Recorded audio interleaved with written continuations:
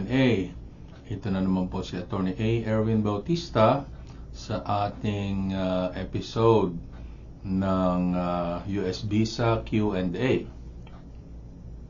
Ang ating pong topic for today ay registration with the Selective Service for naturalization purposes. So, ano po ba ang ibig sabihin ng selective service? Ano po? By the way, bago tayo mag-proceed, tayo po ay napapakinggan sa radiophilm.com. RADYO Philm.com. Yan po ay ating internet-based radio dito rin po sa San Diego. Ano po? So, tayo rin po ay mapapanood sa Flash TV. Ayan po.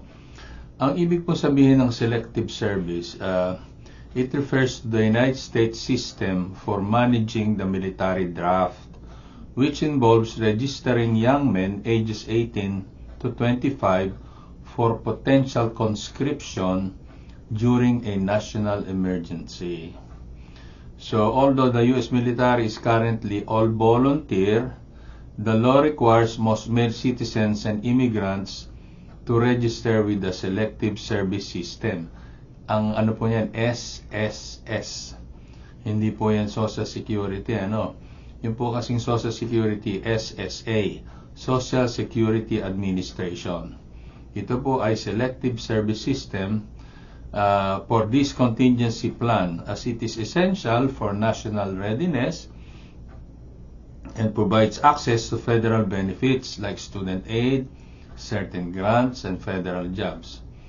So, ano po ba ang consequence nito kapag kayo ay hindi nag-register? So, maaari po kayo na makulong ng 5 taon o mapag-fine ng $250,000 or both. Ngayon ay sa immigration naman, hindi kayo magiging US citizen kapag ka po knowing and willful ang failure to register with the Selective Service System. Kapag ka po kasi nagkagyera, ang Amerika ay dito kukuha ng mga idadraft or mga conscript. So, kasi kung kulang yung mga nagbo-volunteer na sumali sa military, dito sila kukuha. So, sino ba ang required na magpa-register sa selective service? Since 1959, kailangan po magpa-register ang kahit sinong lalaki, 18 to 25 years old. Lahat po ng lalaki yan na nandito sa Amerika, whether you are green card holder or you are undocumented, or you are an illegal alien, or you have no papers, kailangan po magparehistro sa selective service. In fact, during the Vietnam War, ang daming napadala sa Vietnam ng mga walang papel na mga kalalakihan dahil they are physically present in the US. Ang exempt lamang dito na alien, yung a valid non-immigrant visa. For example, students from foreign countries, non-immigrant po yun. Or yung mga naka-H1B, non-immigrant po yan. So, yung mga E2 visas, or yung mga anak ng mga, or yung mismo, mga ambassador ng foreign countries, they are physically present in the United States, at yung mga anak nila na 18 to 25, hindi po required yon na magpa-register dito po sa selective service. So, tandaan po natin, if you are a male between the age of 18 to 25 and you are physically present in the US, and even if you don't have a status, kailangan po kayo magpa-register. So, merong akong na balitaan na merong isang grupo or isang mga naniniwala sila na kapag nag-apply sila ng citizenship ay lalo silang makukuha sa draft at mapapadala sila sa giyera. Hindi po.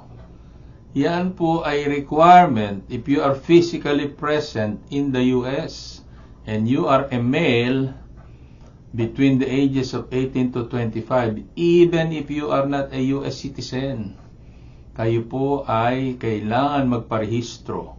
So, any male between the ages of 18 to 25 physically present in the US must register with the Selective Service System.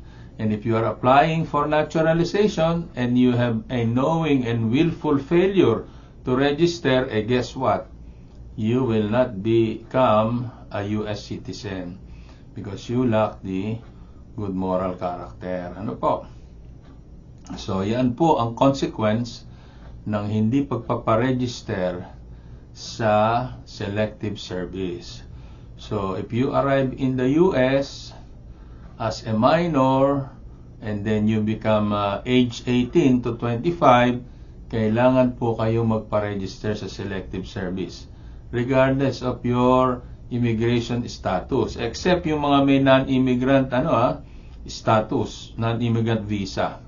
So, yan po ang ating topic for today. Failure to register with the selective service system will disqualify US citizen applicants if it is knowing and willful. Maraming salamat po sa pakikinig.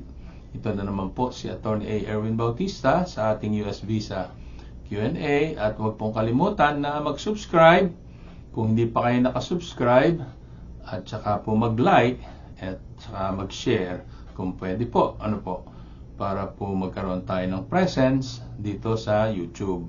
Maraming salamat po. See you next time.